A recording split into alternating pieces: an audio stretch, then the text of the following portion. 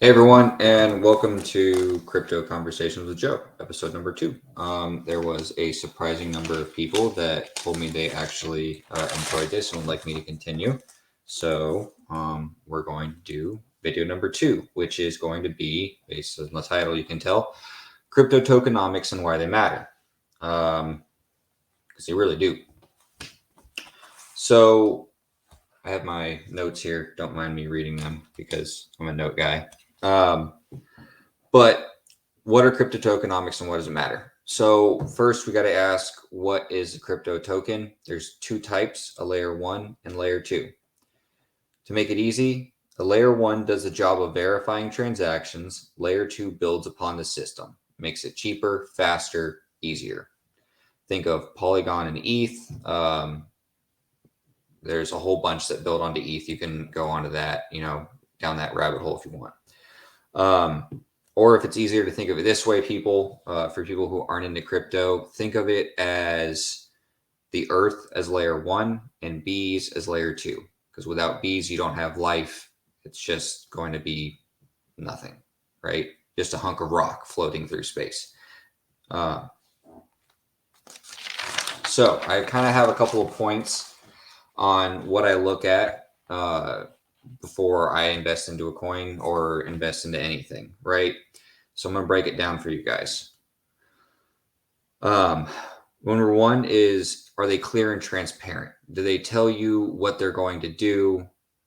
They tell you the use case, the utility, and they make it easy for the everyday person to understand. If you want to see what it really does, a great one looks like, you can go look up the the Bitcoin white paper, and it is 9 pages and breaks it down for pretty much anyone to understand. Number 2, you have utility.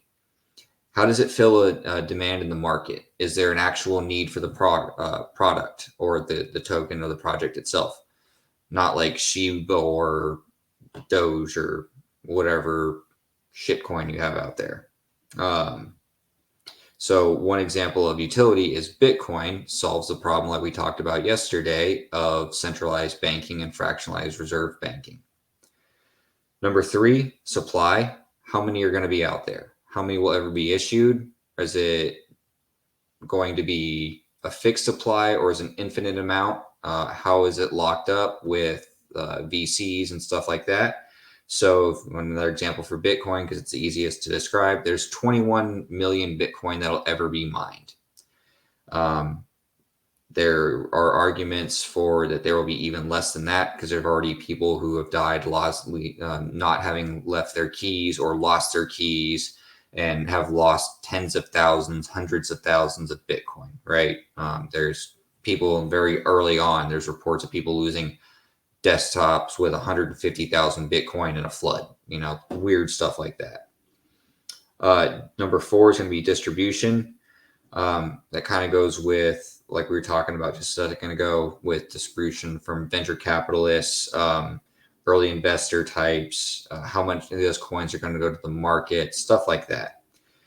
Number 5, scalability. How well does the network grow and how easy is it for people to come on and use, right? Because if you have the most safe network, but it's impossible to use, you're not going to really attract anyone because it's not easy to grow. Number 6 is going to be governance.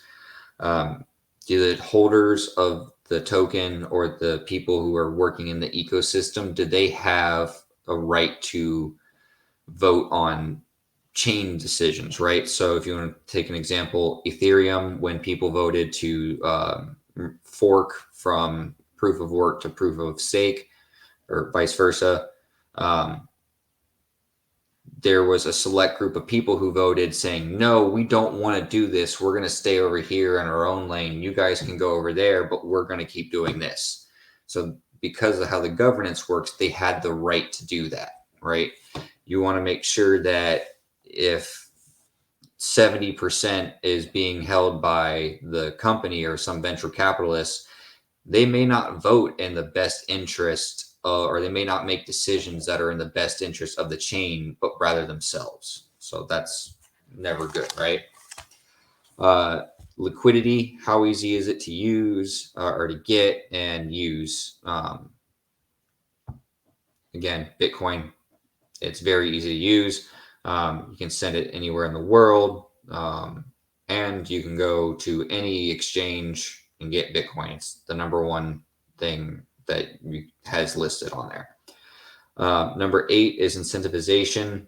Are the token holders incentivized to stake and maintain the security and health of the ecosystem? Because if they're not, well, then it doesn't really do much good to invest in it. Number 9 is the market cap and fully diluted value. Market cap is the total of all the funds in the project. Fully diluted value is the value of all the coins, whether in circulation or not. So I hope that kind of gives you guys a quick idea of what tokenomics are. If that didn't help, then I will send you guys over to a few of these sites. The first over here you have is CoinGecko. They do a really cool video as well that describes everything. You can find it on YouTube, or you just go to CoinGecko. Really cool. That one still doesn't help you. I would say check out this one from CoinDesk. I perused through this. It was, I think, the better of the two articles. That's just me personally, but the video is actually very helpful from CoinGecko. And one of the last things I'm going to show you guys is this cool feature that CoinGecko has. They actually have this tokenomics feature right here. So it gives you the market cap, the 24-hour value, volume trading of it, the fully diluted valuation of it, max supply, and the circulating supply. And I also wanted to tell you guys that there are only ever going to be 21 million Bitcoin mined, right? Right now, there are 19,345,656. If I said that wrong, I'm dyslexic. Don't judge me. So that means that for the next, because Bitcoin, the last Bitcoin will be mined is 2140, expected to be. That means for the next 117 years, there will only be 165 million, 1 million, sorry, 1,654,363 Bitcoin mined. That is less than some people like whales hold. So if you think about it, it's going to continue to become scarce, and then even more scarce, and then even more scarce. If you guys want me to continue this, then I will probably do the next video on the halvening and how and why Bitcoin is so scarce. So that's really it, guys. I hope you enjoyed the video, and I will see you guys possibly next time. So thanks for watching, and have a great night.